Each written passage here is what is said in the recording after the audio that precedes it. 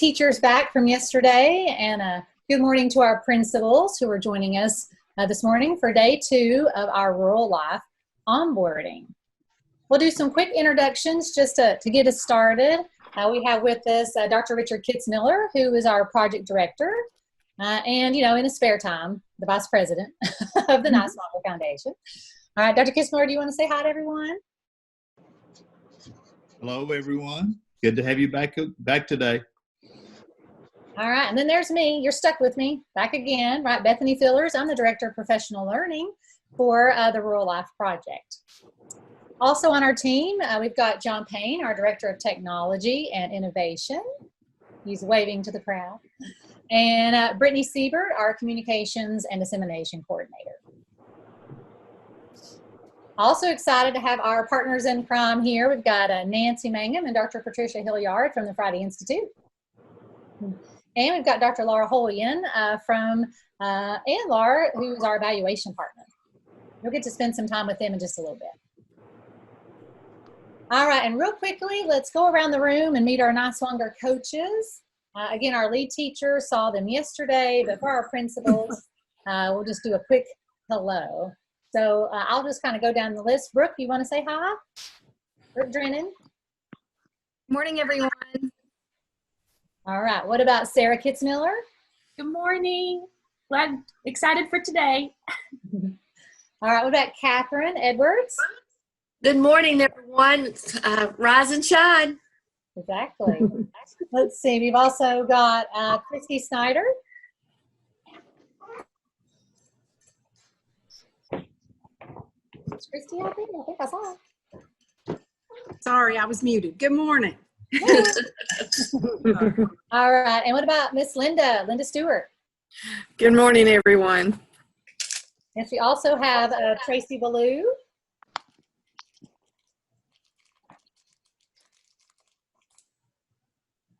It helps if I unmute myself. Good morning. Good morning. Good morning. All right. And then we'll also have a new coach joining the team a little bit later. All right. Did I get everybody or did I miss somebody? I think I got us all. All right. Let's move forward here. Today's agenda, we're going to jump into a highest hopes activity with our partners from the Friday Institute. Then we're going to dig into the role of coaching in rural life. That's a key component to this work. We're going to examine the Rural Life School Plan and actually take our first steps toward working on that school plan, and then jump into some operational and purchasing processes that you need to be aware of as a part of this project. Then we'll talk about next steps, and we'll end with a big thank you for your time. Again, we're so excited that you're here, and we look forward to spending the next couple hours with you. All right, I'll hand it over to Nancy. Great. So thank you, Bethany. I think we're probably all becoming very familiar with Zoom. I know the lead teachers yesterday, we had a great session yesterday using Zoom, and many of you have probably participated in many things like this over the past couple of months. But just a couple of quick reminders. If you will leave yourself muted until you're ready to talk, that will help with background noise, birds chirping, children coming by, dogs barking, all of those kinds of things. You have the option to turn on your video screen. We will have you in a couple of small groups, and so sometimes it's nice if you're able to turn on that video screen. No judgment about what's behind you or what's around you, but when we're having those small group conversations, it's nice to be able to see each other's faces. The chat window, I think many of you have already discovered that chat window, but the chat window is there. Please ask questions or respond using the chat when prompted. You'll also notice that you can move around the tiles. We're calling those the tiles that have the people's pictures in them or people's names. So you can move around those tiles if they're in your way. You can kind of click on them, and you should get a toolbar along the top of the tiles, and you can move them. Like I have mine currently, like the picture shows there, but you can also move them to the side or the bottom. And if you know, there are a few options there. You can kind of play around with some of those as well. If you don't want to see any of the tiles or any pictures, you can minimize those. And On the next slide, you'll see we are going to ask you to rename yourself. Trisha already kind of mentioned this, but we have a particular naming convention that we're going to ask you to use to help us put you into some groups. And so if you'll rename yourself using your first name, last name, and then an underscore or a parentheses, and then your school name, that will help us in just a few minutes. And so in order to rename yourself, that tile window, if you'll find your picture there or your name, if you hover over top of it, just like this top picture there with the arrow pointing to the gentleman with the goatee there should be 3 little dots that appear. When you click on those 3 dots, it gives you an option to rename. If you can't find that, you can go down to the bottom, and sometimes you have to hover over or use your mouse to roll over. You'll get the Zoom toolbar that you see down there at the bottom of my picture. And when you click on, yours probably doesn't say manage participants, it probably says participants, but when you click on participants, you can click that, find your name. And then when you find your name, it says more, and you can rename yourself. Now, a lot of you are renamed John Scott or named John Scott right now. So in order to figure out which one you are, you might need to quickly turn on your camera to be able to see yourself. So we're going to give you a minute to go ahead and rename yourself, adding your school name to the end of that. So I see Alan has been able to do that, and so is Amy and Anna. Several of you, Danny, Danita, great. If you need help, again, if you're showing up as John Scott, it's simply because you came in using the website, which is perfectly fine. It just thinks that you are John Payne or John Scott Payne. And so you just need to probably turn on your video camera for a second to figure out which John Scott you are, and then you can rename yourself. Nancy, there was a question in the chat. Thank you. Yes. How do you rename yourself on an iPhone? Oh, okay. Good question. On the iPhone, you know what? I am not sure. Does anyone? Let's see. If you can't rename yourself, I went to participants, okay. and it will allow you, when you click your name, to rename, or it'll give you the option. Wonderful. You will go to. Thank you so much. See, we are a community of learners, right? We're all sharing and figuring this out together. So I guess in the iPhone, and I'm sorry, I don't know who was speaking there, but thank you for sharing. And so it sounds like maybe you go to the participants, and it gives you the option.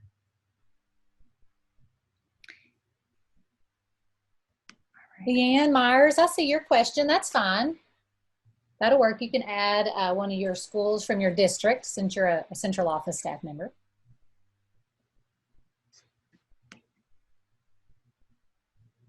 Great, thank you. All right, I think it looks like, Bethany, John, are we looking like most everybody is able to Let's see, I'm rename? scrolling through all these pretty pictures. I think I might still just see another couple people finishing up.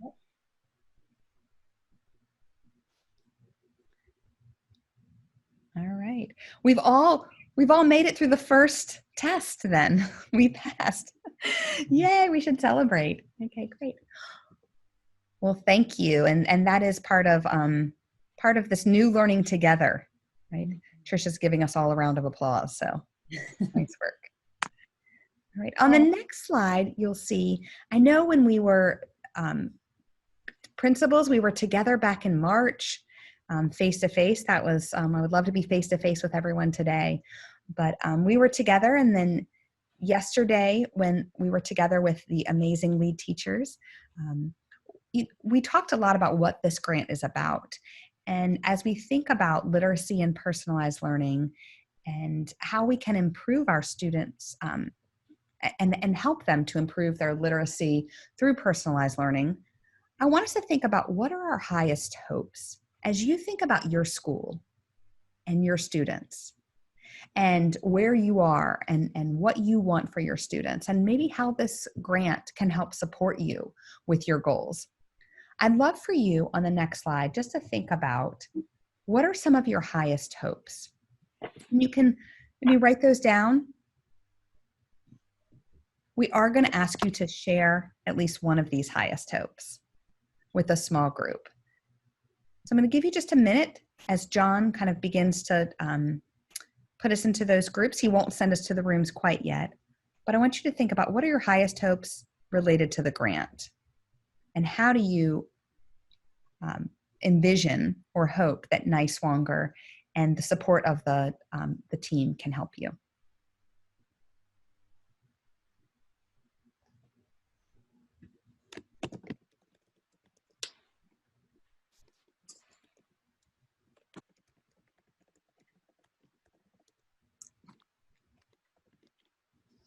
All right. So in just a minute, and Bethany, if you'll go to the next slide. Yes, John.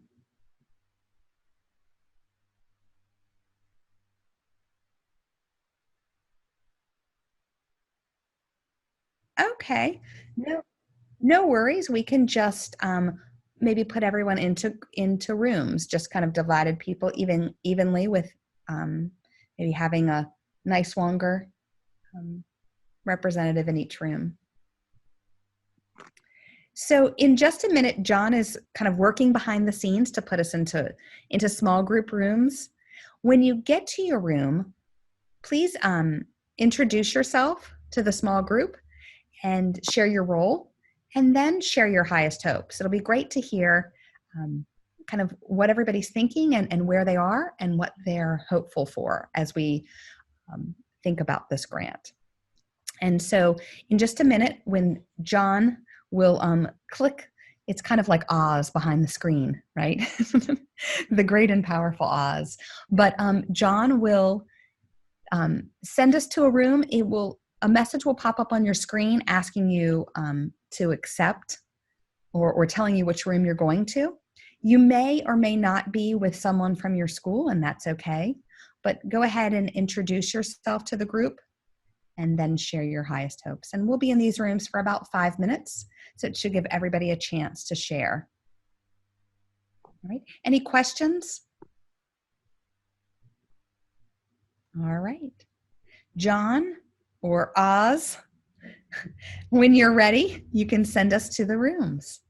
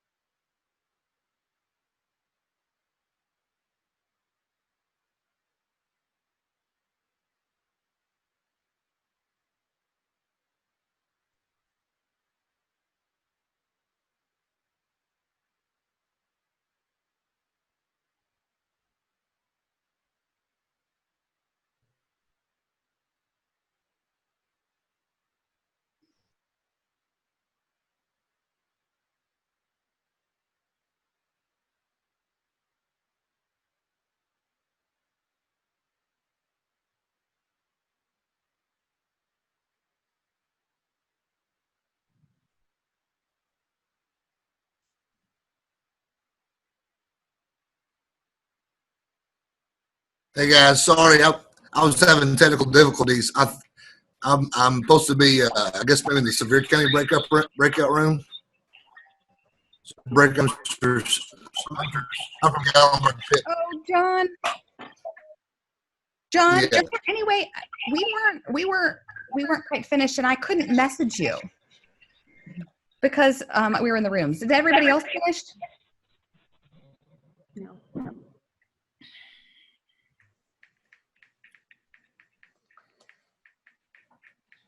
Hi, Bethany. Can you hear me? Let me just ask the other facilitators that were in the room, did you all finish? We finished with the people who raised their hand. Right.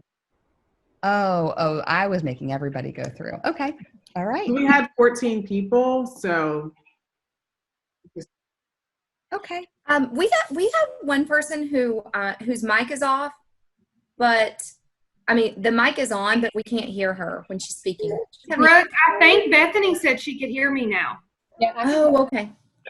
So I don't know what was going on. I can hear Sorry you. about that. Thank you. Okay.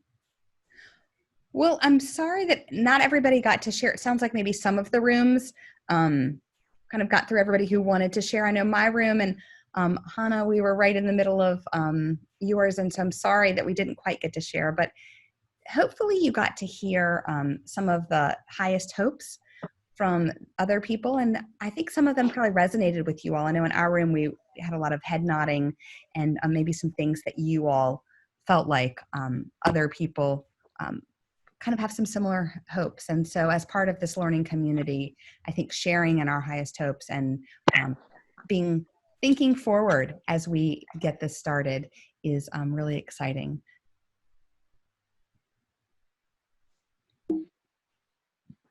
All righty. Well, Nancy, thank you for facilitating that chance to share out our highest hopes. And John, thank you for organizing the Zoom rooms. And thank you all for your patience as we work to pull that together. And for my Harry Potter fans, hopefully nobody got splinched on your way to or back from your Zoom room. All right. So we are going to dig into the role of coaching in rural life. And for us, we see coaching as a way to, really maximize your rural life opportunities. And we see coaching as a true partnership in this work. So Nancy referenced, this, our grant framework, and we see personalized learning, we see literacy noted here. But for us, we want to communicate that, we believe coaching is really foundational to the success of this project.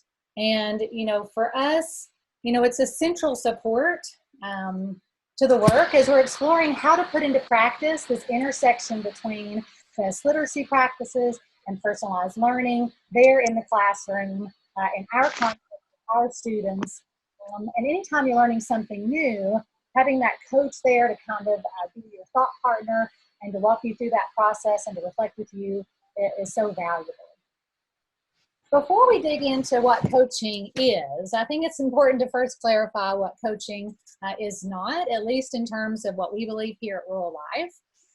Coaching is not a way to enforce a program. That's not how we see coaching here at Rural Life. It's not a tool for fixing people.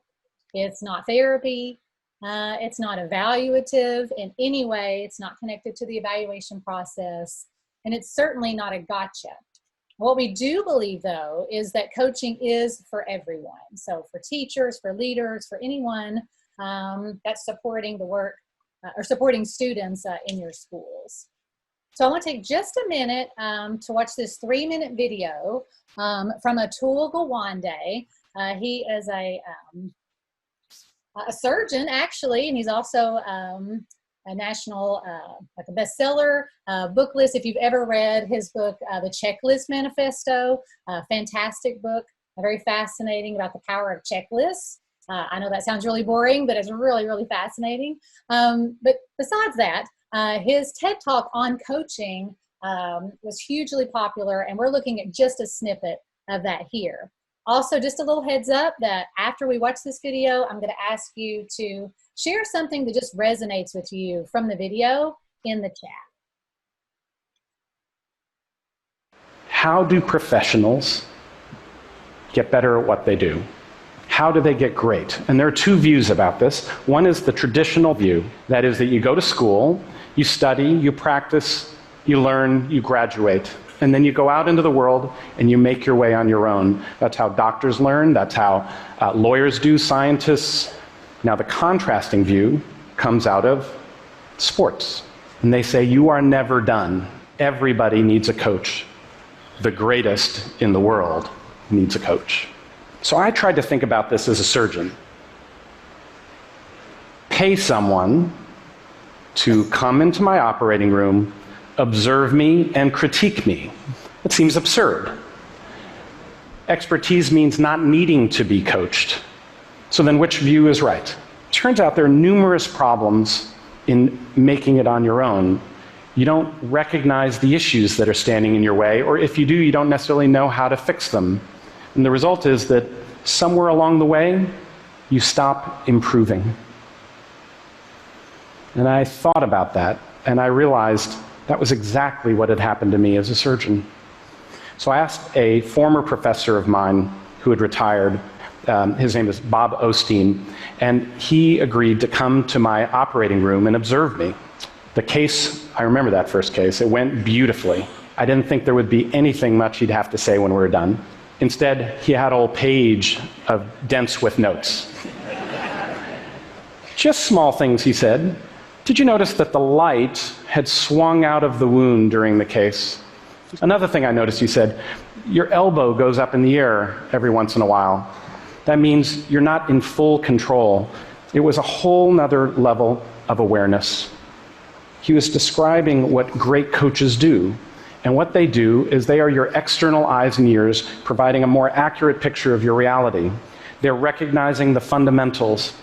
They're breaking your actions down and then helping you build them back up again. After 2 months of coaching, I felt myself getting better again. And after a year, I saw my complications drop down even further. It was painful. I didn't like being observed. And at times I didn't want to have to work on things. I also felt there were periods where I would get worse before I got better. But it made me realize that the coaches were onto something profoundly important. I think it's not just how good you are now, I think it's how good you're gonna be that really matters.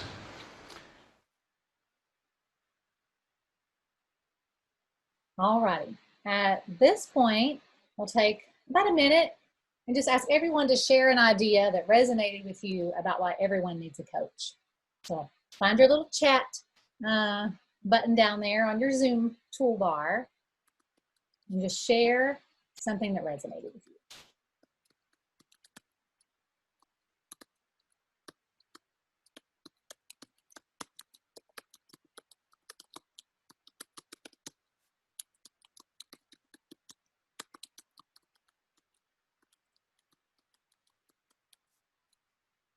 Well, I love what Danny said about coaching not as a sign of weakness, but as a sign of growth.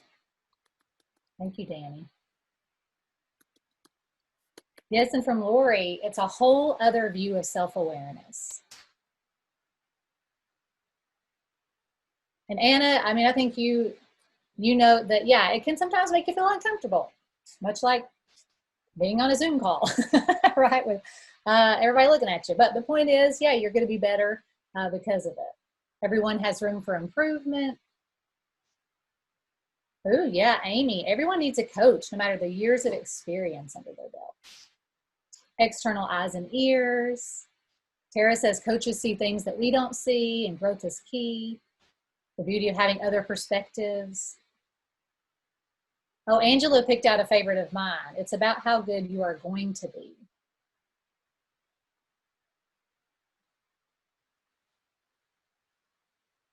Oh, I wish I could read all of these. Such good thoughts. Well, Brandon is speaking to my heart. I know we mentioned Dolly yesterday, but he mentioned Celine Dion.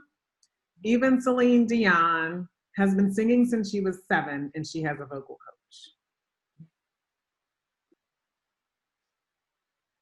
I love that. All right, well, we are going to dig into coaching even more over the next few minutes. And really, as we think about some things that you shared in the chat and where we want to go with our discussion, we've got some central questions to consider. And these come from The Art of Coaching, a book by Elena Aguilar. You know, how do we build and harness the talent of individuals? You know, many of you mentioned, the idea of improvement and that coach really helping you be your better self.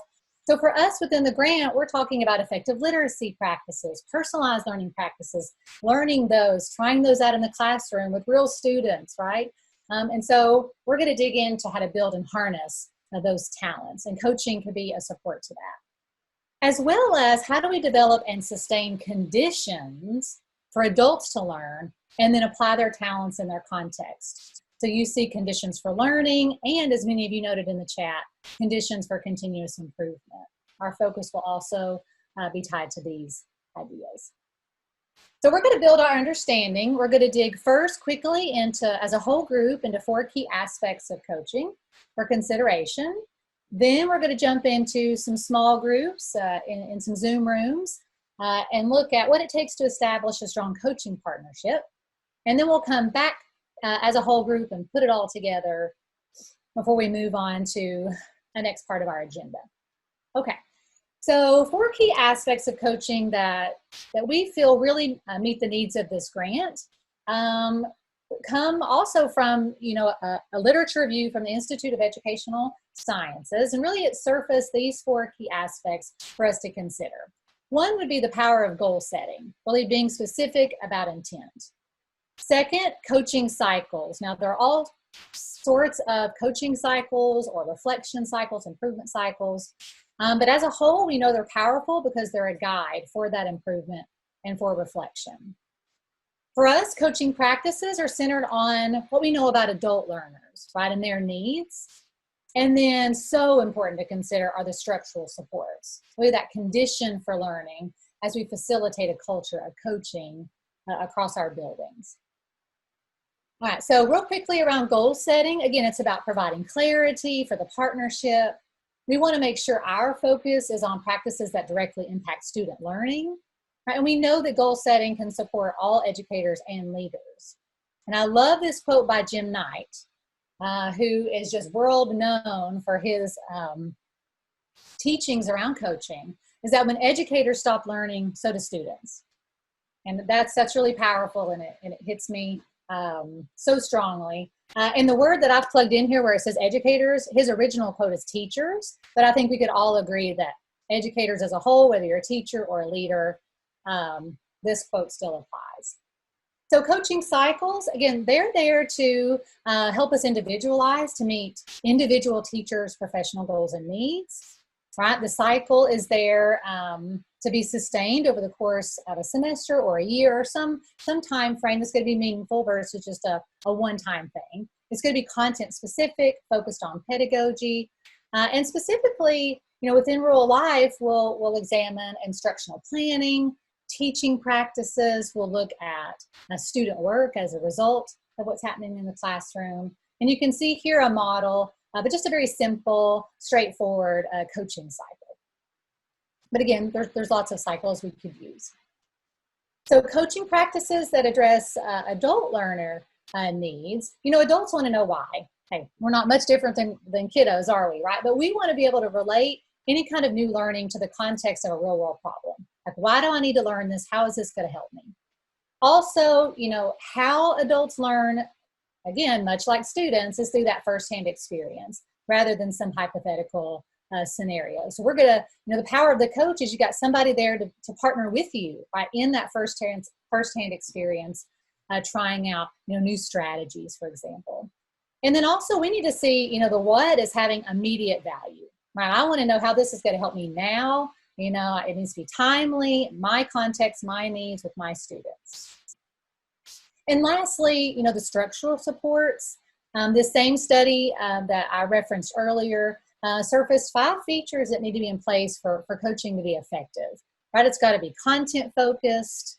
It has to employ active learning and application. Again, that's the power of having a coach there to be with you and partner with you as you're applying new learning. Oh man, this is a big one. And for our leaders, especially when we get into the planning process, right? Let's be real. Sometimes, you know, a grant can feel like one more thing, but we want to partner with you to help you meet your school goals. So we don't want this to feel like this thing that's just out there that's separate from your other intentions as a school leader and the goals you have set, or other district goals that you're kind of nesting your school goals underneath. But we want to be a part of that with you. And then we know it's regular and timely. It's not like once a semester you have a conversation. Oh, and truly it's collaborative. So that collaboration starts here with the school team. So that's the leader, that's the lead teacher, and that's the coach. But then the other teachers that you'll bring on as a part of your school team as you're writing your plan. All right. So that was a quick look at some, 4 key aspects for coaching for us to consider. And next, we're going to jump into some small group discussion about how to establish a strong partnership. Like I said, after that, we'll put it all together back in whole groups. All right, so we are going to dig into an activity that's going to be a jigsaw. Our objective for this activity will really be to examine how clarity, collaboration, and communication can lead to an effective coaching partnership.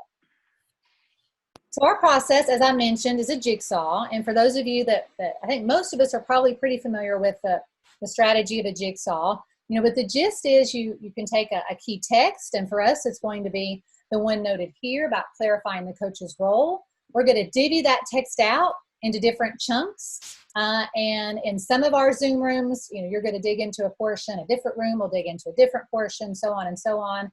And then we'll pull it all back together as a group in just a little bit.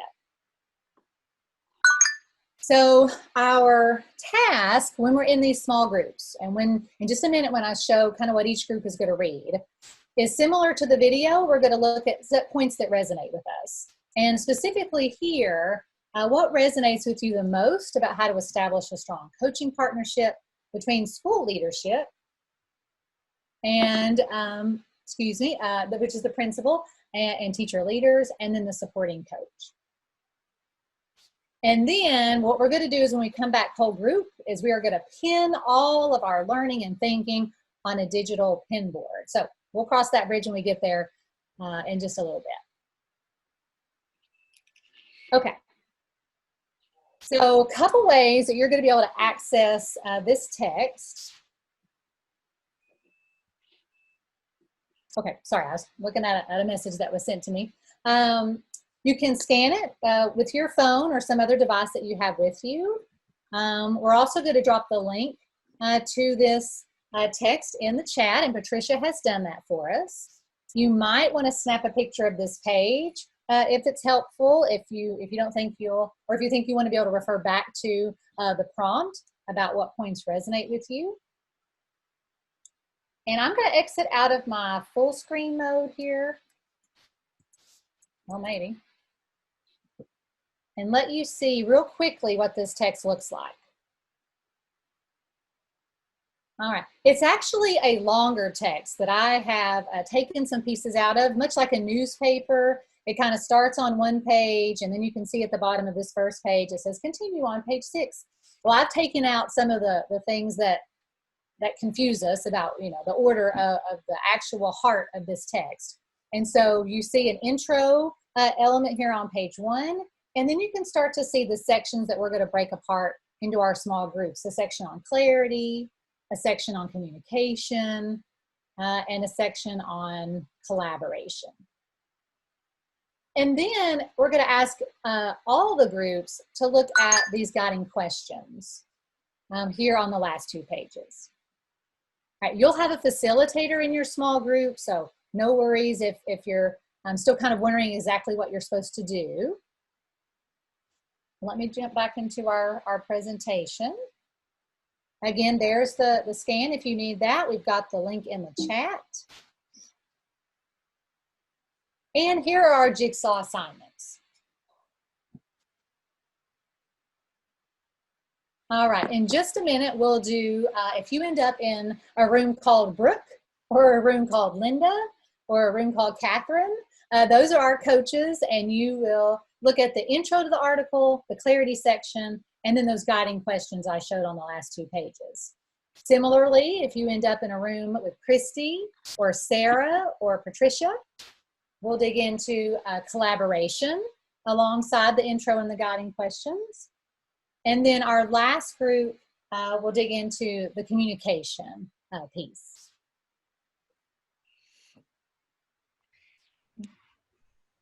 Bethany? Yes. This is Nancy. Just wanted to share, I realized something yesterday afternoon when I was leading another Zoom session about the escape and trying to get out of the, if you're having difficulty. I realized that, Zoom kind of locks you into this large space. And if you click escape, sometimes your tabs don't automatically pop up at the top. I think what you have to do sometimes is just move that Zoom window or use the minimize, like if you have the red, yellow, green at the top. And so I just wanted to, I know yesterday morning with the lead teachers, we did something similar to this. But yesterday afternoon, I was in another session leading one and realized, oh, wait a minute, I forgot one step in that. So I know, I just wanted to make sure everybody was able to see the article. We're all learning together. We are, and managing the multiple windows. You've seen me manage it or not manage it so well in front of everybody here. Giving everybody grace. Exactly, right. All right, at this point, John, are we in a place where we can get ready to Zoom off into some Zoom rooms? We are, so I'll go ahead. And how long do you want to stay in the rooms, Bethany? Let me know that. Let's shoot for about 8 minutes or so. Okay. I timed myself reading these various sections, and it took me about 3 to 4 minutes reading at a no, I wasn't speed reading, but at a kind of a decent pace. So that'll give us a chance to read and then also jump into just some discussion and just share. Again, you're just sharing what's resonating with you about how to build a strong partnership. Well, I'll give everybody a 2-minute warning, and if anything changes, you can text me. Bethany can, and we'll go from there. Okay? Perfect. Thank you. So here we go.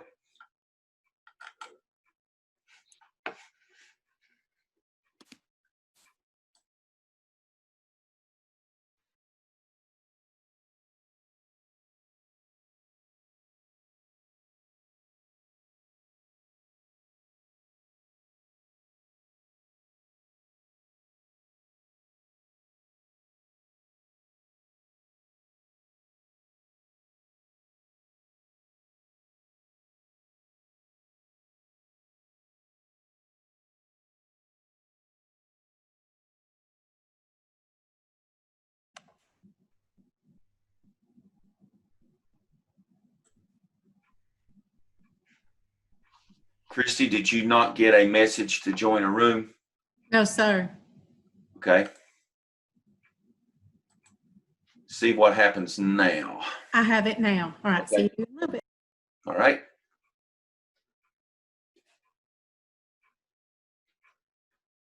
Okay, that's everybody.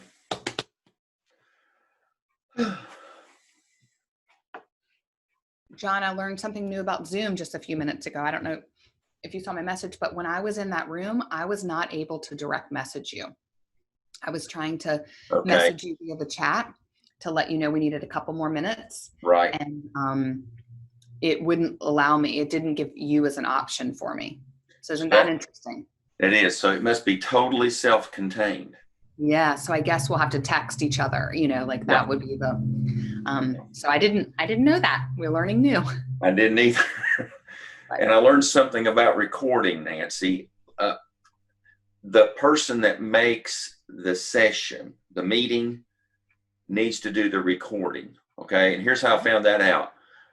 As I've made all the coaches co-hosts. Okay. That they're part of. So that gives them the ability to open it early if they wanted to. Okay. So a couple of the coaches opened one early before I did. I went in and joined it. And then I hit record, and it gives you a lower quality video than it does if you're the host or the meeting creator and hit record. Oh, you wow. get a video, but it's just a little bit lower quality. What it does. All right, we're learning. We are, slowly but surely. Yes. All right, let me get to there we go, and stop that, reset it, And start it. you know, it's so hard. I wish I could figure out. I mean, I've looked up tutorials. I haven't spent hours on it, but I've looked a little bit, because when you're presenting, like when I appreciated you saying that there was a question in the chat, because when you're presenting and you have your Google Slides, you can't see the chat, and you're kind of locked into that screen, so you really can't see what else is going on other than your slides and the tiles. You can see the tiles along the top, but you can't, or you know, wherever your tiles are. But, And plus, you're focused on that rather than looking at the chat. Yes. So, you know, you can't really multitask and do all that stuff all at the same time. Exactly. So, but I thought it went smoothly, people renaming themselves, but we know now, I guess if you really need a name, it needs to be at the front of it, the front of the room, but it was okay for them to be in different groups. The problem is the breakout room window is so small. Yeah. So even if they had their school name at the front, some of them were using acronyms for their school. Yeah, that's so you're looking at that and you're going, you know, what is that? I don't know. So I'm not real sure. But I probably at the front would work, and then you can just do it by school name rather than their name, if that makes sense. You just ignore their name. Right. Yeah. But I was pleased. I hadn't really had people before rename themselves, and that seemed to go. I mean, you know, other than just offering that as an opportunity for people, because sometimes their computer or whatever gives them a random name. So that went well. Yep. Went well. Let me look at something here real quick. I've got Rodney Helton assigned, but he hasn't accepted, so I don't know what's up with that.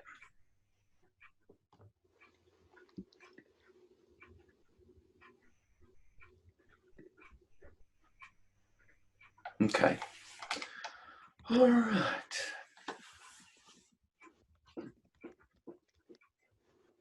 And I think Rodney was on, I'm not sure he joined the last one either. It seems like he's sort of, his screen's been sitting there. I think you're right. Okay.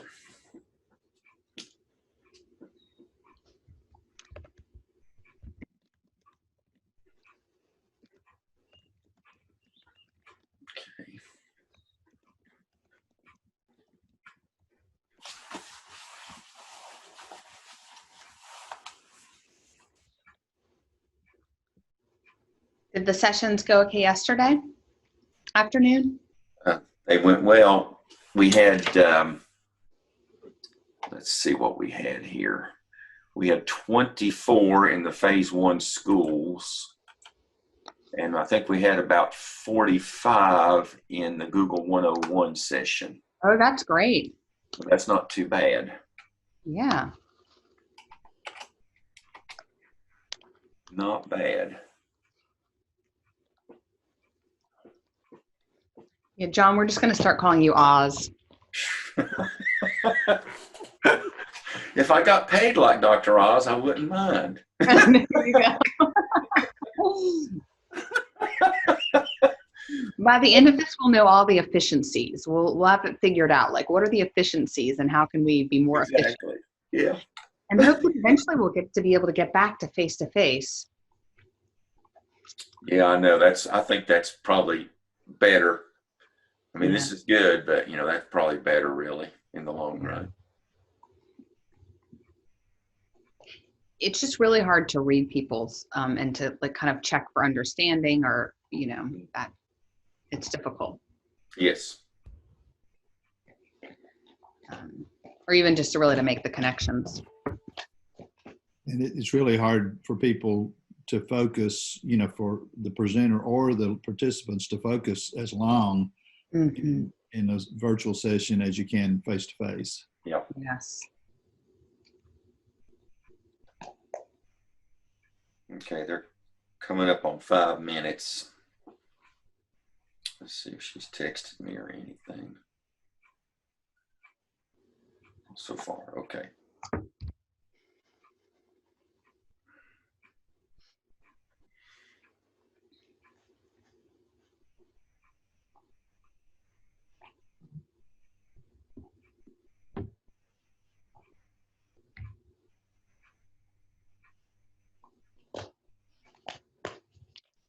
And in some ways, I feel like this is more tiring.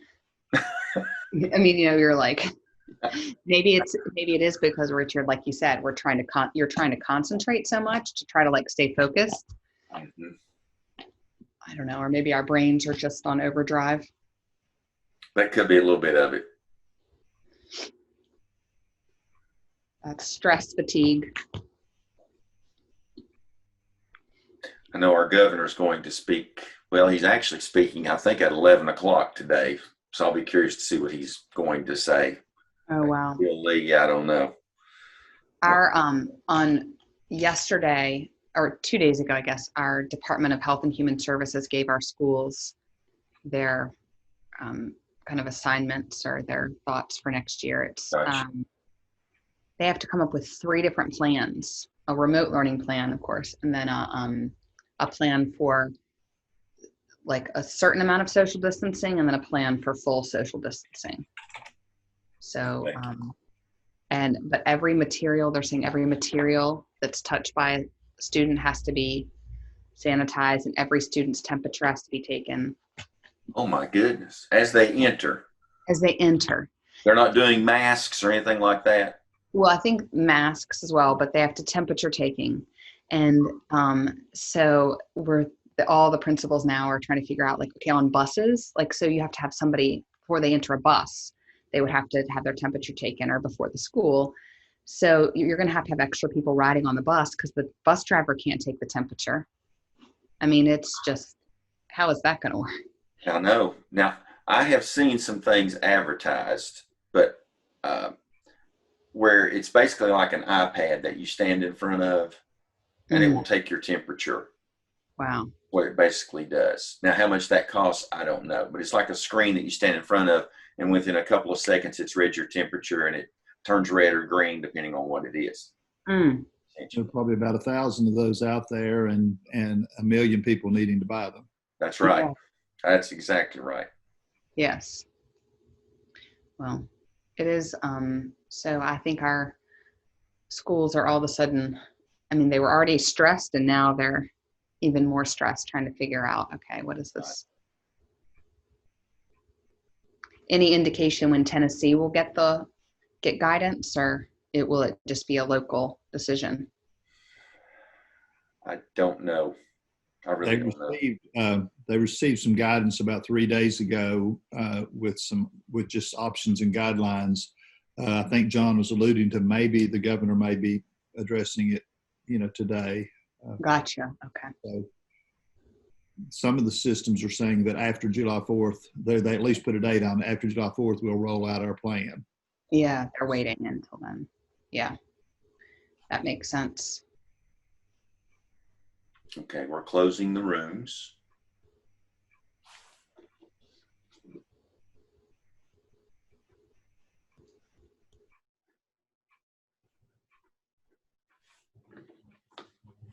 Here we go.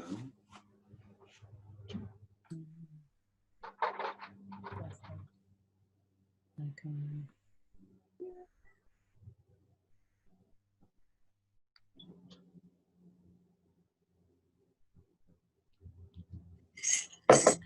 All right, John, do we think we have everybody back?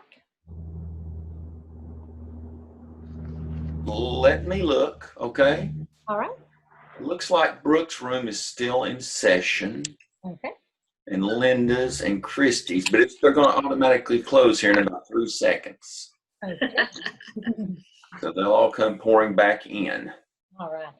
Everybody went away. I see, Patricia. Could we get a warning? Did we get a warning? Did I not see You it? got a warning. I gave you a warning. That was a great final point, AJ. Went so fast. I know It it did. does. It goes Okay. fast. All right. And We're Lisa, we back. can get to Lisa. Everybody's back. All right. So, yes. So, in your Zoom rooms, you had that small group discussion. So, you were reading and reflecting about what resonated with you. And now, we've done the whole group about 4 key aspects. We've looked at a text about establishing a strong coaching partnership. And now we're back whole group, and we're going to start putting all this together in a digital pinboard, okay? So our lead teachers got to play around on a digital pinboard yesterday. The resource is called a Padlet, or the application is called Padlet. So much like with the article, you can scan it. I think Patricia's also linking it for us in the chat. But I thought I might also just kind of show, again, I'm going to exit out of the presentation and take you over to the pinboard. So this is where if you use the QR code or you click the link in the chat, it should bring everybody here to the digital pinboard. Can you give me a thumbs up if you've made it to the digital pinboard? Kind of looking across my Brady Bunch faces. Thank you, Haley. Thank you, Lori.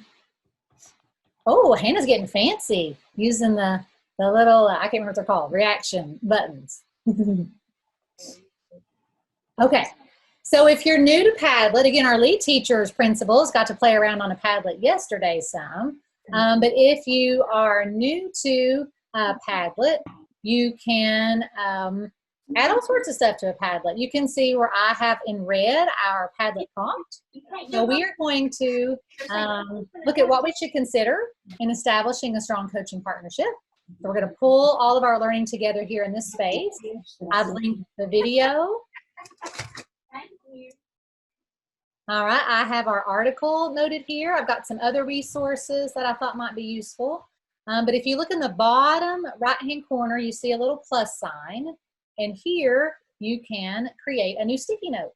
And you can see I hit that little plus sign and it popped a new sticky note up here at the top of the Padlet. You can also just double click anywhere on the corkboard there and it'll also add a new sticky note. And then you can give it whatever title you want to give it. You can write something, you can add links, photos, all sorts of things. You can see here you can upload a variety of resources, and then you can even change the color of your sticky note. All right, so we are going to take a little bit of time here, and all of us are going to throw some thoughts onto this Padlet about what will help us establish a strong coaching partnership. So you're going to take your reflection from our whole group time, your small group time, and we're going to put it all together right here on our Padlet. All right, so I'll zip it and give us some time to hopefully all add at least one reflection.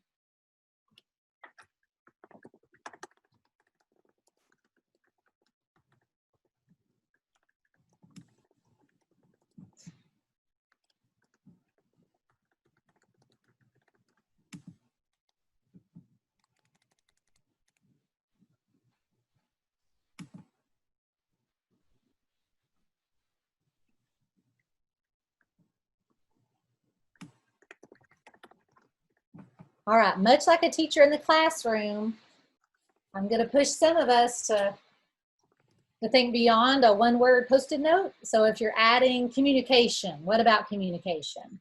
If you're adding clarity, what about clarity is important?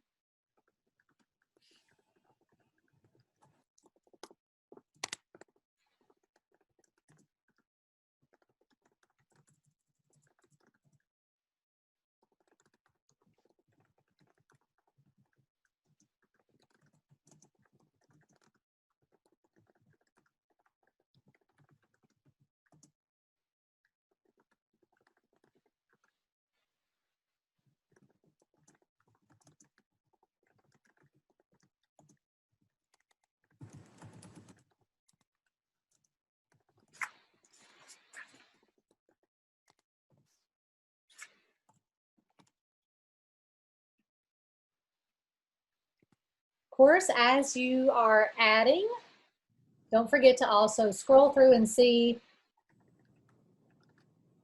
what others are saying.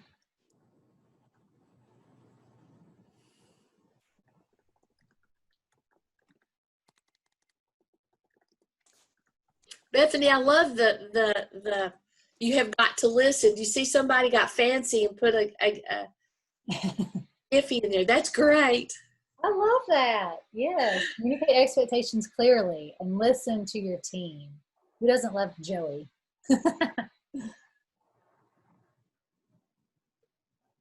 And I love somebody added that, you know, clarity is key, and it can help reduce tension.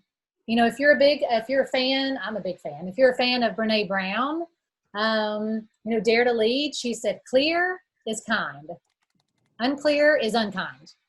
So we want to seek to be as kind as possible, whether that's teacher to students or leader to a team of teachers. And clarity is just so important to anything, really. I think that's what somebody from my small group shared, that clarity is so important no matter what you're doing. But in this case, when you've got a coach there, just being clear about kind of the role and the expectations and really the why.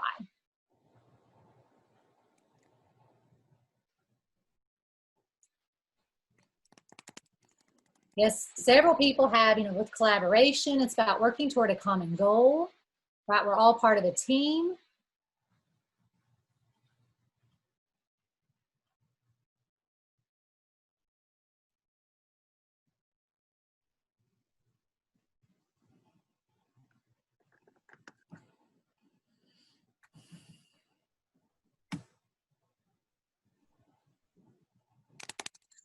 It's a partnership. Ooh, we're getting fancy with colors.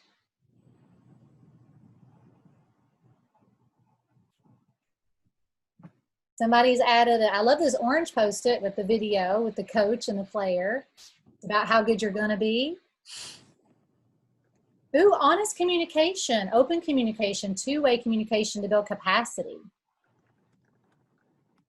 Trust. Trust is huge. The relationship should be a safe place. Oh, I lost it. I'll have to try to find that one again.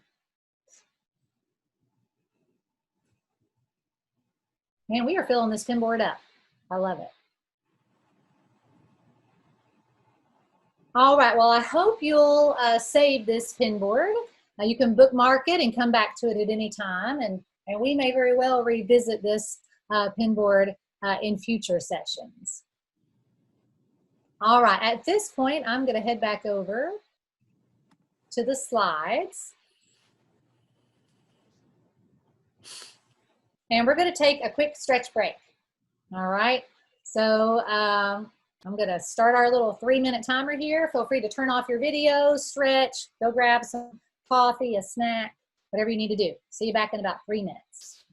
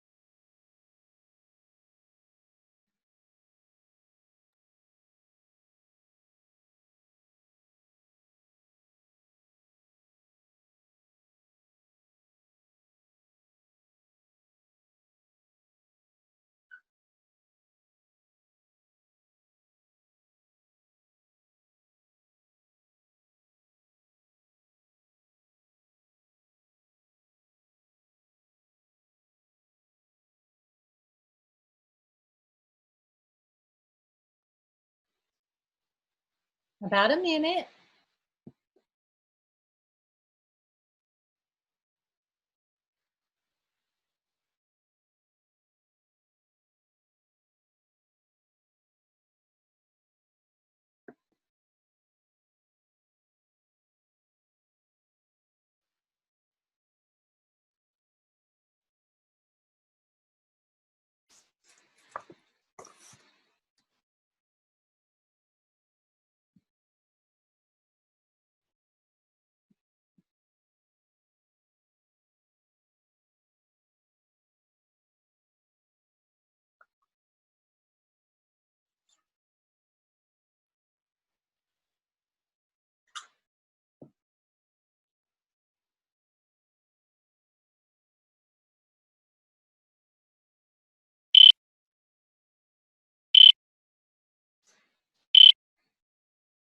All righty.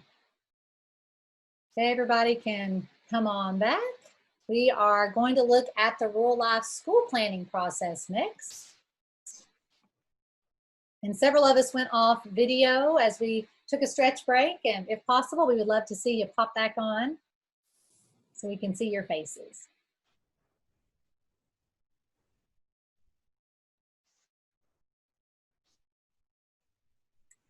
All right, let's explore the planning process. We referred to the school plan back in March when we met with the principals. We talked about it a little bit on our kickoff meeting. But today we're going to look a little more specifically at the plan itself and even start to kick off the planning process with some early thinking. All right, so the school plan process, kind of an overview, happens in 3 phases. First, kind of phase 1, which we're going to kick off today, is really preparing to plan. And it's what we call a landscape analysis. And it's really, you know, taking stock of kind of where you are at your school, thinking about your own priorities and goals, looking at what maybe you've done so far in relation to the framework of our grant, whether that be through literacy or through personalized learning. And our hope is that we'll have the landscape analysis portion of the plan completed by the end of June. The second phase is the actual planning, the planning process, right? And that's made up of 3 sections. That's the literacy action profile, which is where you get really specific about what you hope to accomplish as a part of the Rural Life Project. The coaching partnership plan, where you outline how you plan to leverage your coach in helping you meet your goals. And then the financial plan, where you talk about, you know, the resources that you would love to purchase as a part of this project. And so our goal there is to have that done no later than the end of July. And then the last phase is really on our end. You'll submit your plan, we'll review it, give some feedback, and then we'll finalize it, and that'll take place in early August. Okay.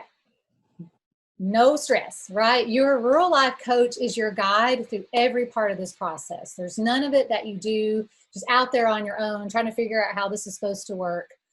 So just know that all along the way, your rural life coach is your guide in this process. All right, at this time, I'm going to hand it over to Laura and Nancy to talk to us about the landscape analysis.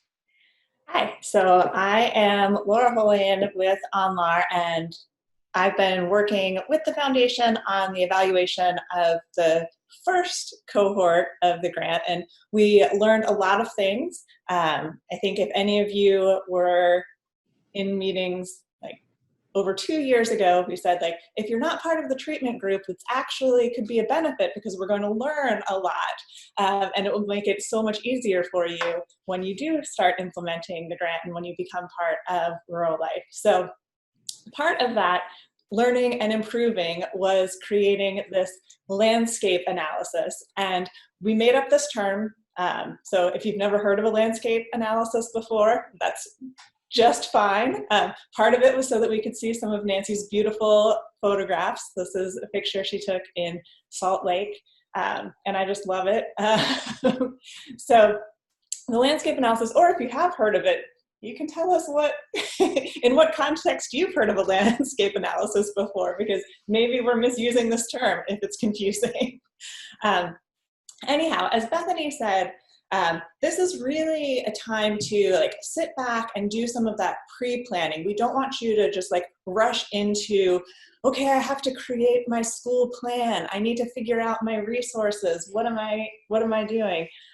You want to take a step back and think about, okay, where is the school? Where is my district? What are the changes that we're implementing this year? You can think about your school improvement plan. And really like reflect on what your current priorities are, what your current practices are. Think about what your strengths are already. What are some of your existing practices around literacy? And then by thinking through those different components, then you can, really have a concrete idea of what exists already in your school, and then how can you use these resources from the Rural Life Grant to help support where you want to go.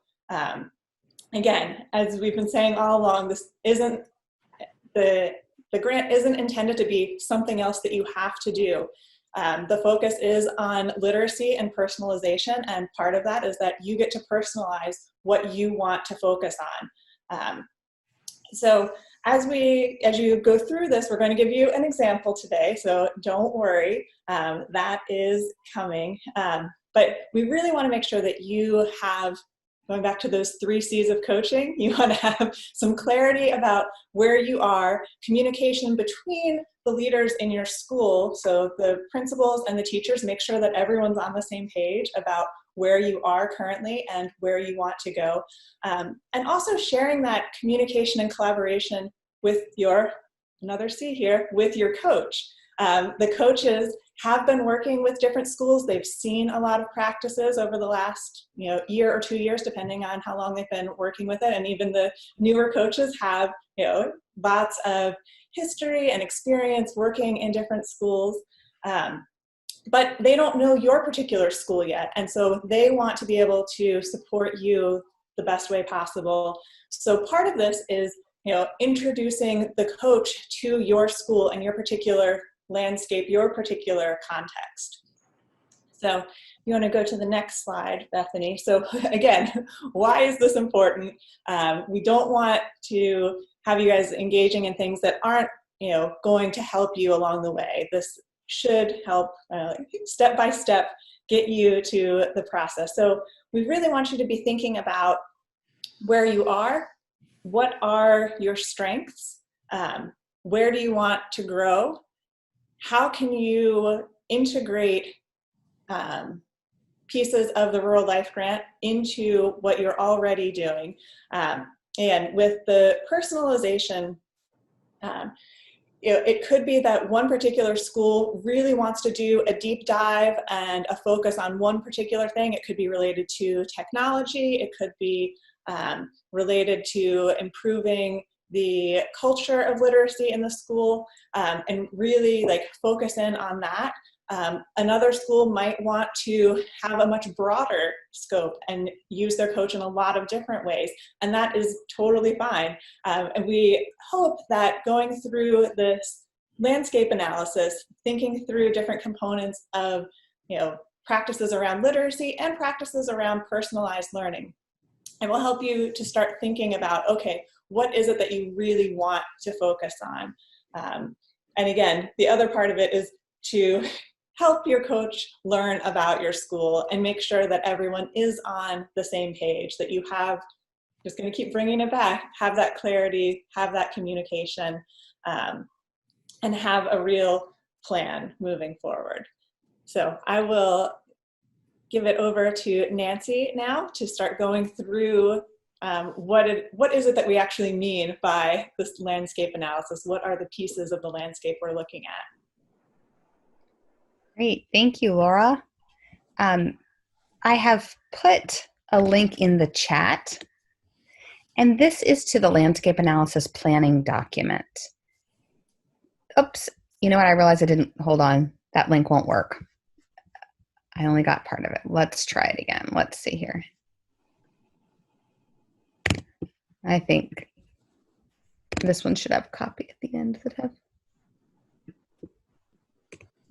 Let me, or Trisha, I don't know if you can, here we go. All right, I have it now. I can do, oh, you got it? Yes, thank you.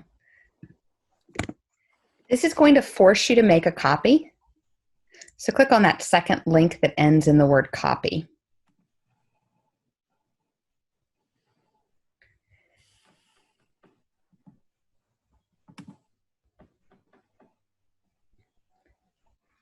And ultimately, lead teachers and principals, you're going to want to figure out, you're going to want to just decide whose copy you're going to use and share it with one another.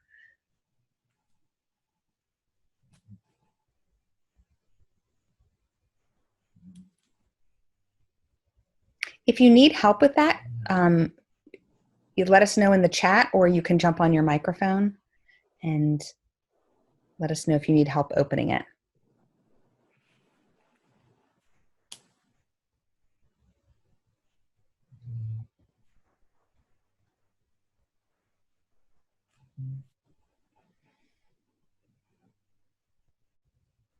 All right, I know the wait, as Trisha said yesterday, the wait time in Zoom is hard because I can't see. So hoping everybody is able to open it.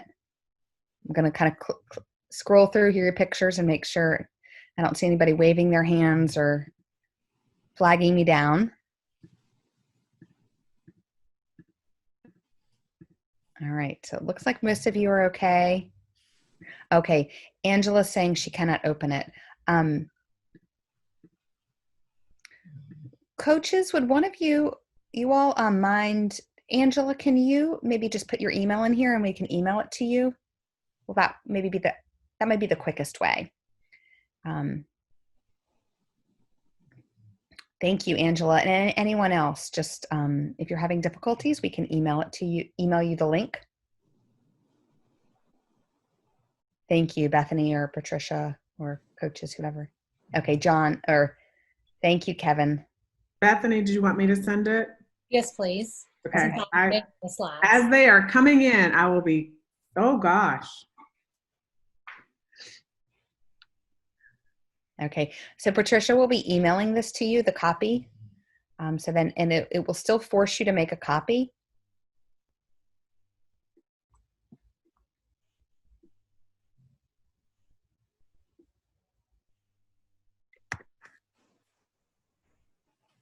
Yes, I'm sorry, Stephanie. The first one, I only got, my cursor didn't go across the word copy, and so the first link doesn't work, but that second link that ends in the word copy should work.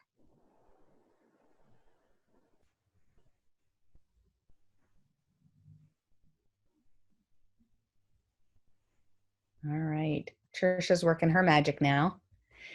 Thank you, Trisha, for doing that.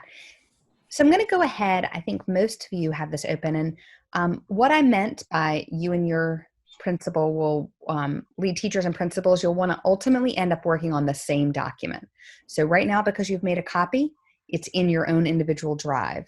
And so your principal can't see what the lead teacher is or vice versa. But the beauty in making the copy is that this is your document. This is your document to work on together as a school team to think about and, like Laura said, help you in that planning. I think that one of the best things, and I know we talked a lot about this with the principals in March.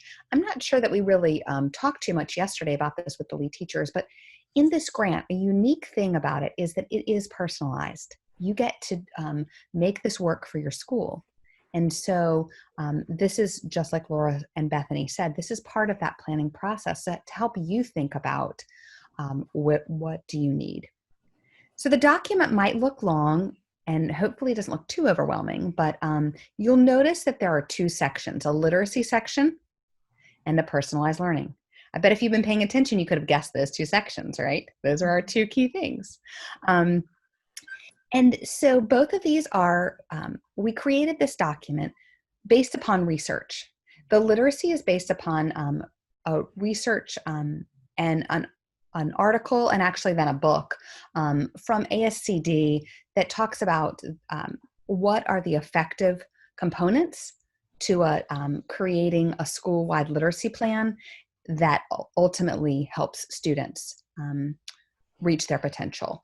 And so that is where the literacy portion of this comes from. The personalized learning portion comes from the RAND study that was done, and principals, we talked about this study back in March. And so that study looked across many schools and what were those schools doing that around personalized learning that helped them to achieve better results for all students. And so both of these come from research. Just, sometimes it's good to know, like, where are they getting this from? So both of these sections come from research. All right. So let's take a little bit of a look. We're going to break this up into two parts, the literacy part first, and then we'll talk about personalized learning. And so the literacy component, if you'll just kind of focus in there, you'll see that there are 4 sections. And actually, I'm going to back up one step. In this, there is the area on the far left column is the component or the area. The second part, the criteria, is what is kind of that subcategory or defining what the area is. And then where it's the evidence and focus area, this is what you will fill in. The evidence will be things that you're doing in your school. We're not asking for, it doesn't have to be hard data or statistics, but just ideas that you have that you think support that area. And once you've gone through and worked on the evidence, you lead teachers and principals together with your coach will decide, is this an area that we really want to focus in on? Knowing that all areas are important, but sometimes we can't do it all. And so we need to kind of decide, okay, what area are we going to really focus in on? And so that's that far left, the far right column. So you're not going to have a chance today to start working in this, but Laura and Patricia and the team and I, we thought that this would be important just to kind of hear a few examples, just so that you kind of get a feeling, and then also have a chance to read over and see if you have any questions. Again, your coach will continue to follow up with you, but just to kind of get your first initial reactions. So let's take a look at the next slide. And we're looking in the literacy. You'll notice there are 4 areas of literacy. We're going to jump into this one because as we were talking about it, we felt like this is maybe one that is really, while they all have huge impacts in our schools, that this is one that we saw have some great impacts within the first round of treatment schools. So this is the school policy, structures, and culture for supporting literacy. And a couple of ideas there under the school promotes a culture of literacy through the programs and expectations. Some ideas that we saw, and again, these are not the end-all be-all. These are not the ideas that you have to be doing or the evidence that you have to have in your school. But sometimes it's good to kind of get a feel for those things. So we saw that some of the schools were maybe changing structure so that every student had 10 minutes of personal choice reading every day. That is something that really made an impact for those students, making that, but that was part of that structural supports that created that culture of literacy within a school. We saw schools hosting family and student book clubs. The family book clubs were after school. Student book clubs were during school, really promoted that love of reading and also the culture of reading, not just at school, but at home too. We saw teachers encouraging students to have something to read at all times and to giving students choice when they, the choice to read when they finish a task. So really not just in ELA, but also in science, social studies, math, that was really important. An idea under that second section there of evidence or things that we saw in the first group of schools was that maybe using some common benchmarks to help us look at where our students are struggling. But then it wasn't just doing the benchmarks. And this is an important piece because I see a lot of schools that do this. They give the benchmarks, but then they never really talk about the results and talk about the data either amongst themselves as teachers, but especially talking about it with students and joining students in on that conversation. This is a shift for a lot of us, but having students, they take an assessment and then they never hear anything back about it again. And so how are we using the data to help us identify weaknesses or areas of improvement and then talking with students about that. And then also during PLC meetings, sharing student data and talking about how we're making progress and what students were concerned about. So these are just some ideas in that evidence category that you might be thinking about. On the next slide, I'd love for you just to look at the literacy. I'm going to give you 2 minutes. We gave you a couple of ideas just in that one section, but look across the components within the literacy, the literacy section. What ideas do you have or what questions do you have? Give you a couple minutes. just of quiet time to kind of read through and ask questions.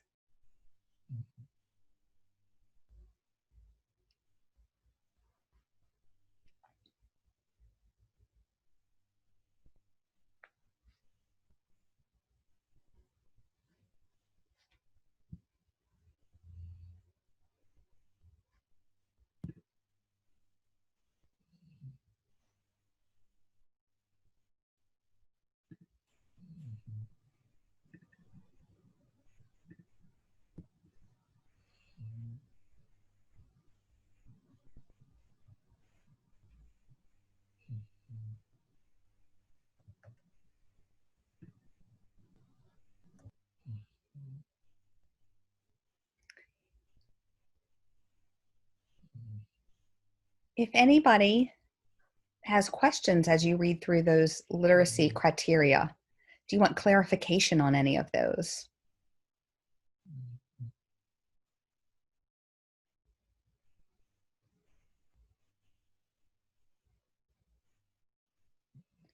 All right, great. Then let's move on to the personalized learning component. So if you'll scroll down on your document, you should see personalized learning. It kind of starts there in blue. And again, these 4 areas are the 4 areas from the RAND study, the study that that RAND Corporation did that looked across those schools that were implementing personalized learning. And these were the 4 areas that all the schools had in common. And so we wanted to just take a look at the personalized learning paths and take a look at maybe a few examples from that personalized learning paths there. So we know that in order to create these personalized learning paths, teachers are customizing instruction for each student, and that students have opportunities to use digital tools. Some ideas here might be, again, you hear this kind of key theme, maybe about data coming up again, but using data to help drive instruction within the classrooms and across the content areas, and teachers identifying those students' needs and creating opportunities for different opportunities for students to master objectives. So how are we doing that, and are we offering those opportunities? Maybe we're using software to help personalize instruction. So the software like Amplify or AimsWeb that are helping identify students' areas for improvement and then creating that pathway for them. And then with digital tools, having students have the opportunity to share what they've learned using different digital tools, maybe tools like Flipgrid or Adobe Spark, where students are being able to share what they're learning in different ways, and maybe even to learn in different ways through different mediums. All of these could be evidence in that example there under personalized learning paths. So I'm going to give you a couple of minutes again under the personalized learning section on the next slide, just to kind of read through it. What questions do you have? And as you go through this later on, when you and your lead teacher meet together, you may not have evidence in every area, and that's okay. Don't feel like you have to have something in all areas. Give you a couple minutes just to take a look at the personalized learning and ask for any clarifications. And just, again, the evidence, this is where you're capturing things that your school is already doing, things that you're already planning to work on, not necessarily what you want to do with the grant, but just like capturing what is happening in your school related to these 4 aspects of literacy and the 4 aspects of personalized learning. Yes. Thank you so much, Laura, for clarifying that. I appreciate that. Yes. This is what you're already doing. It's looking across the landscape. What do you see yourselves already doing as a school?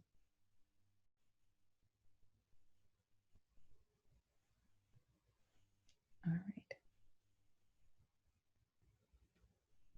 Like Bethany said, your coach will be here to help support you in thinking about this.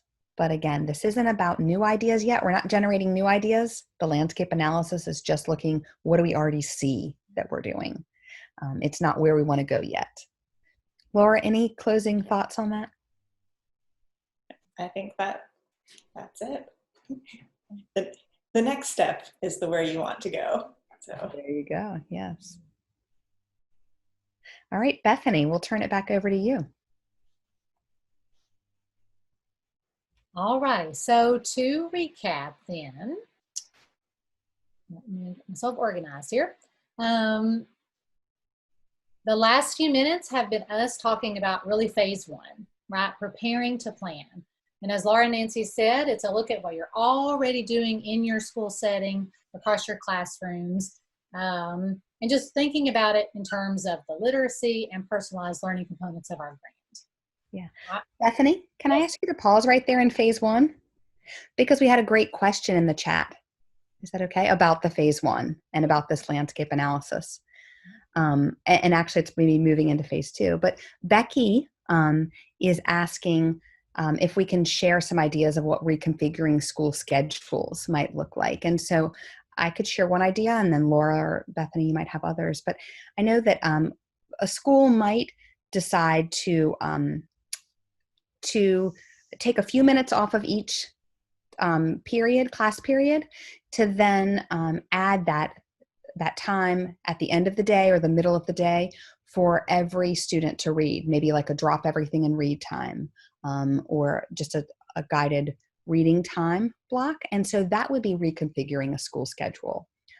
That could be one example. So, that definitely takes it takes guidance from the school leader in order to be able to reconfigure that schedule.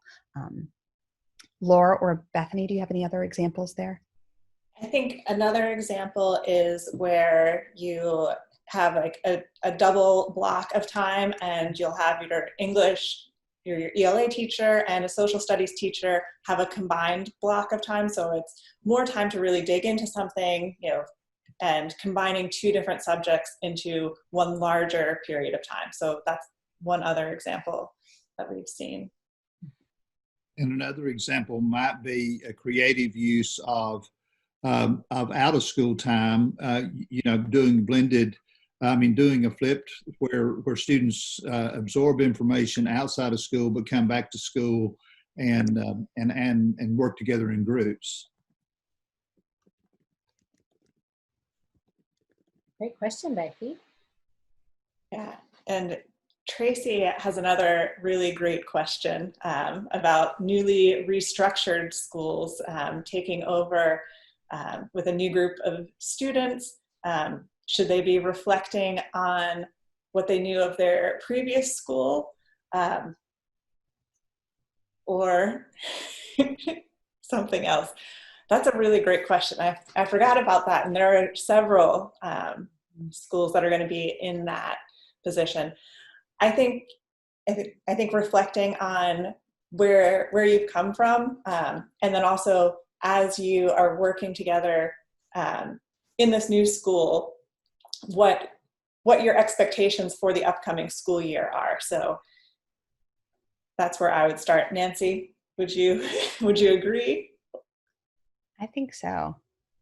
I think it's definitely a unique situation, but yeah, I think thinking about, the current structures that you will have in place for those students is probably it, but also maybe thinking about where they've come from. But I think maybe more focusing on what you currently have in place.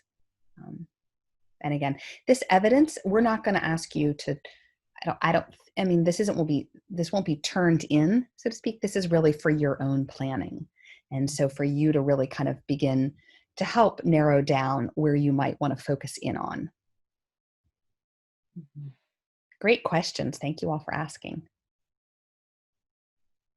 All right, so again, the landscape analysis helps prepare us to dig into phase two, the literacy action profile, coaching partnership plan, and financial plan, which we are going to look at in just a minute. Again, that leads to phase three, which is more about submission review, feedback, and finalizing your plans. Okay, so a look at phase two. I've read these off,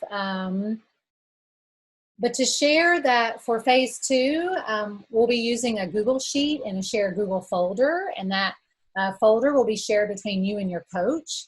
And that Google Sheet will have 3 tabs. One tab will be the literacy action profile.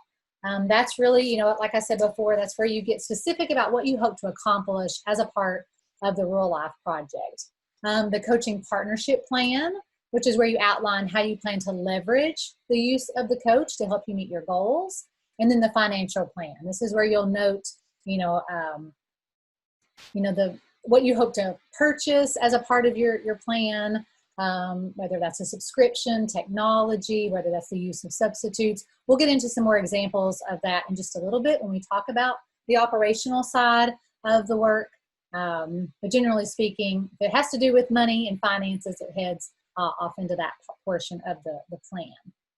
So this will be a living document, which means because it's a shared Google Sheet, we can update it at any point. You and your coach, remember your coach is your guide, will have it, and it can just be a living, breathing reflection of school life. And we know that sometimes we set off into a plan, some things kind of change over the course of time, and that's fine. We want you to feel okay to do that. We just want to make sure that what's currently happening with regard to your school plan is updated in this shared space. So I've taken a screenshot of some sections of the different components of that shared Google Sheet. So again, the literacy action profile, you'll see some commonalities between the green headers on the literacy action profile and the landscape analysis that Nancy and Laura just walked us through. So here you might choose to to focus your efforts on supporting teachers to improve instruction. That's a little bit more broadly. As Nancy said, some of you might choose to do that kind of approach. Some may choose to strengthen literacy development across the content areas, so specifically science, math, social studies, all sorts of content areas. You could really lean into school policy, structures, a culture of supporting literacy. Or maybe you're thinking about leadership capacity and how you can grow and develop there, and that could be your teacher leaders and your school leaders. So you'll just outline, like you see on the left, the key features of your plan based on your landscape analysis, kind of what you hope to lean into or what focus areas you want to explore. You'll think about some data, right, that shows that this is an area of need. And really ultimately, what data point are you seeking to impact as a result of your focus in this area? And then your coach can help you kind of see, where the personalization side, the personalized learning strategies that are part of this project can help you maximize your work as well. Again, your coach is your guide. The second tab on that shared digital school plan is the coaching partnership plan. So here you'll see in the first column, you take the strategy off of your literacy action profile, the thing you want to improve and how you plan to do that. You bring that over to the coaching partnership plan. And then you start to think through how can you leverage the use of your coach, right, to help you meet your goals. And then here are those 3 C's that we just explored. Then how can you get really clear about the role of the coach and get really clear about what you need to communicate to your staff about this area of your plan? Who's going to be a part of the collaboration, whether that's the principal and the coach, pulling up monthly, whether that's the coach working in your PLC teams on a monthly basis. You're going to get really specific about how you want to leverage the use of your coach. And then also specifically how you plan to communicate, again, out to your broader staff or to the staff that need to know about your plan. And then there's always a catch-all spot for some additional notes. And then lastly, the financial plan. Again, you pull over the strategy from your literacy action profile, and then you're just sharing with us, what are you specifically requesting to purchase? What resources are you going to need to help you meet your plan goals? What's the projected cost you're submitting for this strategy, or what's the budget? And then there's some additional notes. And again, in just a little bit, we're going to talk more specifically about the financial portion of the plan with John shortly. Okay, I just saw this and thought it was cute. You're like, where's my example? I want to see an example of a full plan. Your coach is your guide. Just kind of like in the classroom, so my teachers who might be with me here in this example, sometimes giving a full example can sometimes box us in and keep us from really kind of being a little more creative about what we might want to accomplish. Your coach, just like Laura and Nancy were sharing, have tons of examples. When you actually dig into the plan itself, there'll be a chance to talk about some examples about what other schools have done, and they'll be there to support you specifically on how to complete the form, right? There's no like super duper magic perfect way to complete that form. Again, it's a living document. It's meant just to represent your thinking. So don't stress too much out about the form itself and it being like everybody else's, right? There's lots of ways that you can complete that. All right, so the timeline, again, like we shared on the slide that had the phases, the landscape analysis by the end of June. We're thinking the school plan, those 3 parts, by the end of July. But, you know, with the support of your rural life coach, you're more than welcome to submit a completed plan for our review ahead of this timeline. These were just some guidelines. You know, we know there's vacation to consider, and of course, you know, all the other things that you're doing to support your school in these summer months. So we want to give some flexibility, and we know sometimes it takes a little bit longer to move and to coordinate with each other in the summer months. But if you're ahead of this timeline, that's okay too. Again, your coach will help you walk through all of this. All right, before we move into the operational or purchasing processes, let's take a break. And are there any questions about any particular parts of the plan? I've not been paying attention to the chat while I've been chatting myself. I don't know if there are any questions there. Yeah, I think there was just a question from Lori about if they're a K-8 school.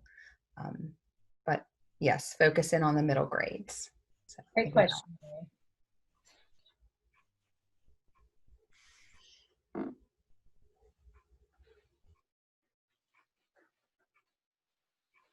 Yes, Tammy wants to know, did you say when we would get the phase 2 document? So we are in the process of building those shared Google folders.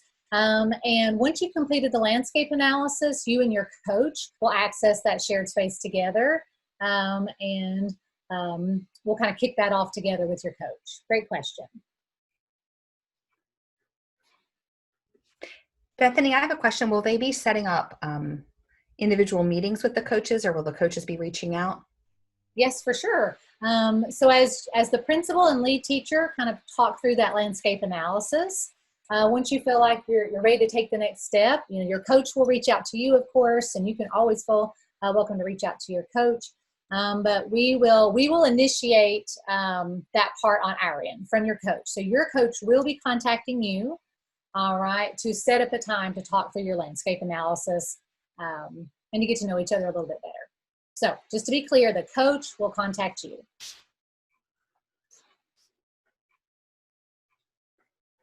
Great questions. All righty then, at this point, I will, again, if you think of a question, throw it in the chat, and we're gonna have a catch-all space for questions at the end of our time together. But at this point, I'm gonna turn it over to John, who will talk through our operational and purchasing processes. Okay, thank you, Bethany. Just want to spend just a very few minutes doing this. We have a more detailed document that we can share with you to kind of outline this. Bethany, if you would go ahead to the next slide. Brittany Siebert put together, I think, a really good infographic, which will give you a high-level view of your 2 purchasing options. Basically, the difference between option 1 and option 2 is in option 1, the school uses their money up front to purchase any materials that they need to complete their literacy action plan. And in option 2, they request that the Niswonger Foundation, the Rural Life Grant, actually cut POs and make purchases. As you look at this infographic, you'll notice that in both option 1 and option 2, the first 3 bullets are the same for each one. And notice that the first thing it always starts with is the literacy action profile. You need to think about what strategies you're going to use and what you're trying to accomplish first before you think about what you're going to purchase. I know with technology, a lot of times, the first thing that comes to our mind is I'm going to buy Chromebooks for everybody. before we've ever decided what are we going to do with those Chromebooks. So that's where this sitting down with your lead teacher and principal together and your team talking about what you want to accomplish with that literacy action profile. Once you've completed it, then you'll use the financial plan tab that Bethany talked about on the documents that will be shared with you to put all this together. And on that document, it asks for your strategy, which comes from your literacy action profile.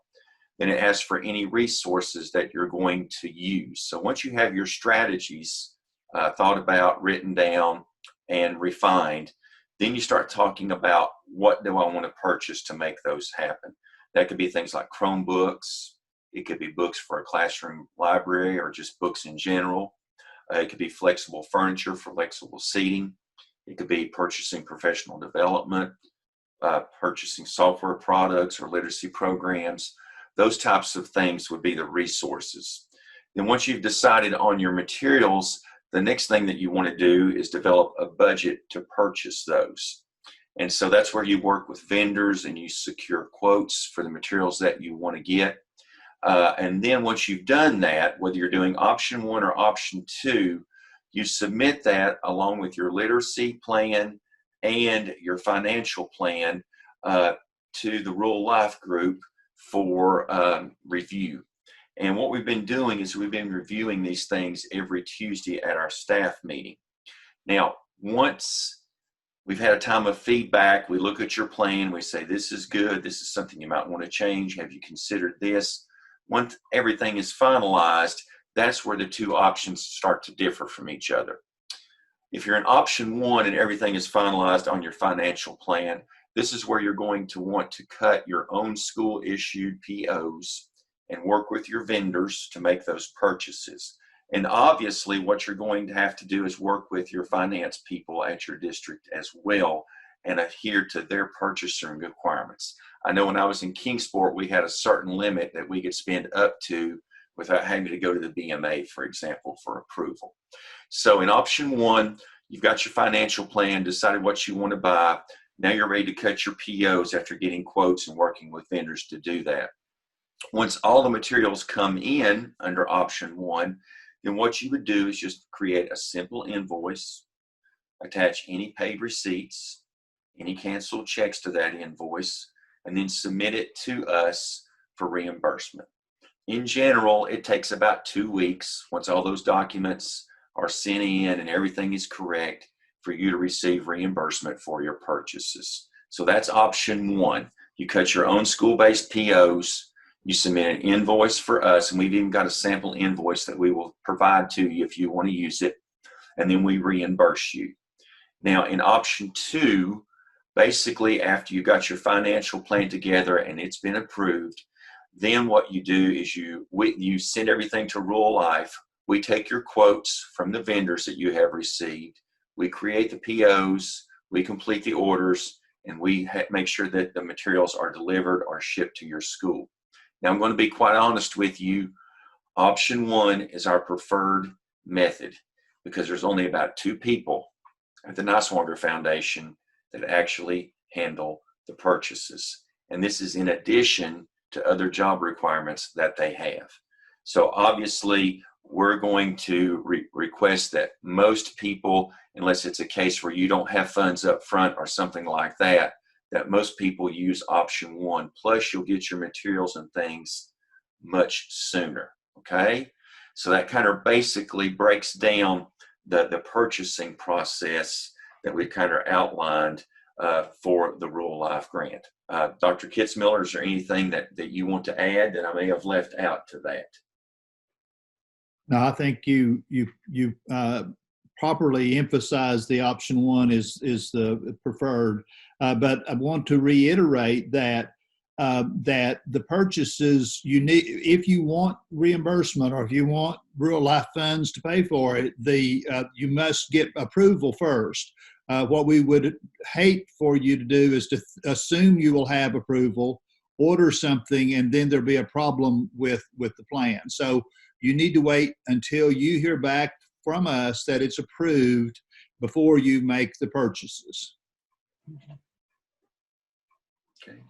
But it is our intent to do this as quickly as we possibly can, to get the materials in front of the kids, or for the teachers to start what we want to get the plan implemented as quickly as possible. And the quickest way will be for you guys to get on the school plan as soon as you're able in these uncertain times, but get on the school plan, seek approval, and then our coaches will work with you to expedite things. Very good. Okay.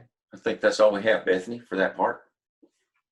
All right. Any questions about what you heard John or Dr. Kitzmiller share before we move to wrap up?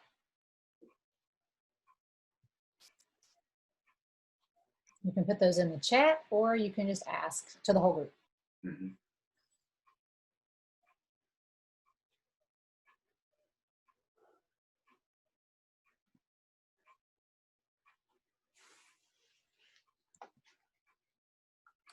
All right, well, as you think of those, again, there's going to be a time here at the very end to ask questions. So as you're kind of mulling over some things, you can hold off and ask at the very end. All right, so closing thoughts. What's next? We've said this word and we mean this word, right? This is a partnership. This is really a personalized plan for you to help you reach your goals. We want to partner with you to help you do that. We know we also threw a lot at you today, so don't panic. Right? It's like, oh, there's a landscape analysis and this Google sheet, and I got to coordinate with my coach and all that. Don't panic, right? We are going to be here to kind of walk you through all of those steps. And I just love this quote from Martin Luther King. Faith is taking the first step, even when you don't see the whole staircase. And right now, for a lot of reasons, we might not see the whole staircase, not sure about the start of school, or you're not even sure what you want to work on at your school, or maybe you're in a new school. There's all sorts of uncertainty, but that's okay. We're going to kind of get through it together. We're going to take it one step at a time. And so the next step is that you're going to be thinking about that landscape analysis, just thinking about your school, where you've been, what you've been focused on. In the meantime, your coach is going to reach out to you. And we'll set a time to kind of get this process started with you. Okay, so you're going to be waiting on us to reach out to you while you're thinking about your landscape analysis. All right, with that, any questions? We've got about 5 minutes or so till we were scheduled to be done. So we're done just a little bit early. Leave us some space for questions. So Bethany, it looks like there's a question. When will they hear from our coaches? We've had a little bit of a shift in coaches and coaching assignments. So we're finalizing that on our end this week. So I would anticipate that you would hear from your coach either by the end of this week or at the start of next week.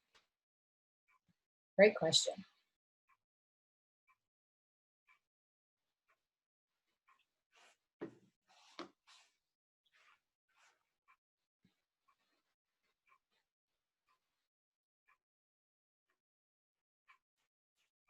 Oh, we've got a question. Dr. Kitzmiller, this might be a you question. Curious about the money and how it's allocated to the schools. Flexible amount, is it set per school, per student?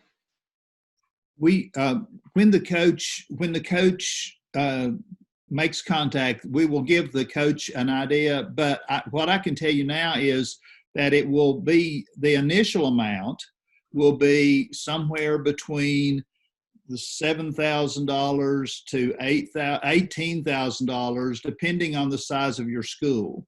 If you're an extremely small school, you should be expecting down in the $7,000 range. If you're one of our very largest schools, and I don't think any of the schools are extremely large, so even the $18,000 may be a stretch for the largest of the phase 2 schools. So somewhere in the $7,000 to $15,000 range, but the coach will be able to give you a better idea once they make contact with you, learn about your enrollment.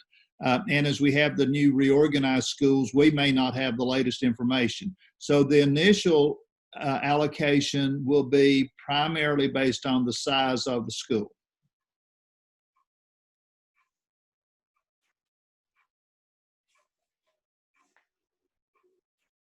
Any other questions, either in the chat or feel free to unmute yourself and ask.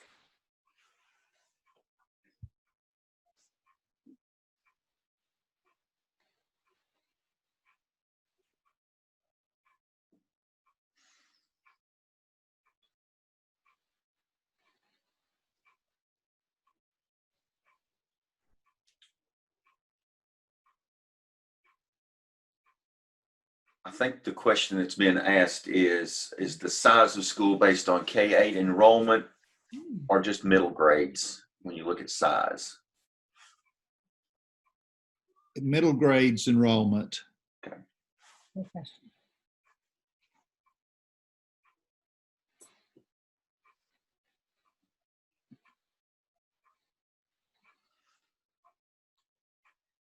All right, then. We can't thank you enough, lead teachers, with us 2 days in a row. And thank you, leaders, for joining us today. John has dropped a link for us in the chat. John, you want to tell us about that link? Sure. That's a link to our evaluation survey. Especially if you need to get credit for this session, be sure to fill it out because what we do with that is I produce certificates that I will then email to everyone that fills out the form and requests one later on this evening. If you don't need credit, we would still appreciate you filling out the form and just giving us some feedback on this session today. That would be very helpful to us. But in particularly, if you need credit for this, be sure to fill that out and we'll send those certificates out to you later this evening. Well, as we wrap up, please don't hesitate to reach out.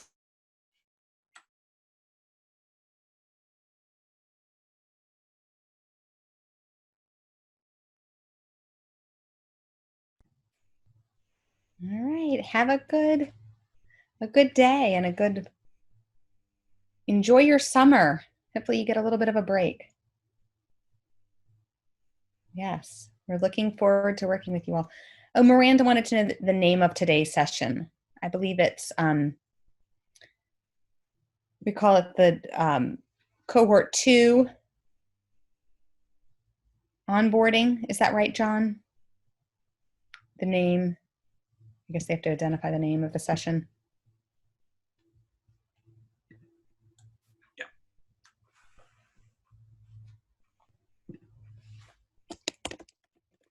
It's in the chat. Yeah, and I'll change that if I need to, okay? As long as I get a general idea of the name, I'm good. It just helps me identify who needs what. That's all. Sorry, I don't know what happened there. I got kicked out. I was in the middle talking, I think. Becky will get you an answer soon, Becky Fillers.